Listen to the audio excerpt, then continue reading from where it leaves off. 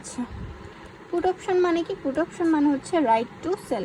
Right to sell মানে কি? Market price কমলে ভালো। এটার মানে কি বোঝাচ্ছি? যে আমার যদি মার্কেটে প্রাইস কম, সেল মানে আমি তার সাথে অব্লিগেটেড, যে আমি তার সাথে একটা কন্ট্রাক্ট করলাম 55 টাকার, মার্কেটে যদি 50 টাকা হয়, আমি তার কাছে 5 টাকা বেশি দামে বিক্রয় করতে পারতেছি, তাই না? আমি তার কাছে 5 টাকা বেশি দামে বিক্রয় করতে পারতেছি, তার মানে হচ্ছে আমার প্রফিট হবে। আর যদি মার্কেটে 60 টাকা হয় কিন্তু আমি তার কাছে বিক্রয় করতে পারতেছি কত টাকায়? 55 টাকায়, তাহলে কি আমার 5 টাকা লস হবে না? আমার 5 টাকা হচ্ছে লস হচ্ছে। তো এখানে আমরা এটুকুই বুঝলাম। এখনও আমরা এই 4 টাকা নিয়ে কথা বলছি না। আমরা এখান থেকে কি বুঝলাম? যে যদি আমার মার্কেট প্রাইস কমে আমার জন্য ভালো, যদি আমার মার্কেট প্রাইস বাড়ে আমার জন্য ভালো না, আমার জন্য লস, এটুকু বুঝলাম। এখন দেখো, যে রাইট নেয় সেই তো অপশন প্রাইসটা প্রিমিয়াম মানে হচ্ছে পে করে, তাই না? এটুকু আমরা জানি।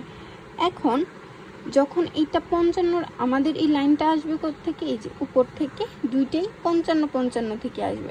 এখন এখানে আমি 4 টাকা, যে 55 থেকে 4 টাকা বাদ দিচ্ছি, 51 হচ্ছে, এইটুকু আমার লাভ।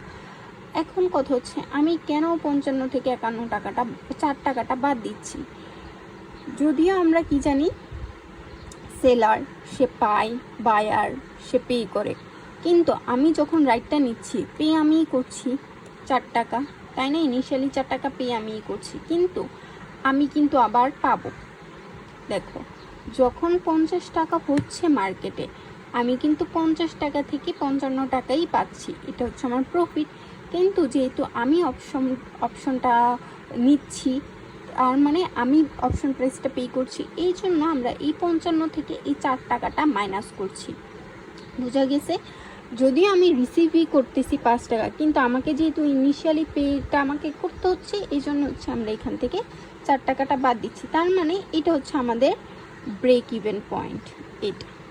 এখন এটা থেকে যদি এদিকে যায় আমার জন্য ভালো, আর এটা যদি আমার এদিকে যায় আমার জন্য ভালো, ওইদিকে গেলে আমার জন্য লস। হচ্ছে বায়ার অফ এ পুট, এবার হচ্ছে সেলার অফ এ পুট। বুঝে গেছে? এটা একটু কল থেকে এটা একটু কঠিন, তো এটা একটু বুঝতে হবে।